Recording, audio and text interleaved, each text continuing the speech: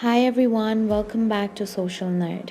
I'm back with yet another tutorial video, and in today's video I'll be showing you how you can disable quick add on Snapchat. Before starting the tutorial, I'd like to let you know about Snapchat app. It's an app where you can take pictures or videos, add filters, lenses or other effects and share them with your friends. Now open up Snapchat app on your phone. After you open up the app, be sure that you're logged into your account. Then tap on your profile icon, which is on top left of your screen.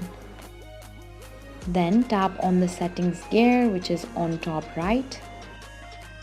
Now scroll down and under who can, there you'll see the option of see me in quick add. Tap on it. Then tap on the tick icon to disable quick add on Snapchat. Now you will not appear in other Snapchatters' quick add even if you share mutual friends or other connection. Thank you for watching. If you like this video, please hit the like button. If you want to see more tutorial videos, hit the subscribe button. And if you have something to say, please leave a comment.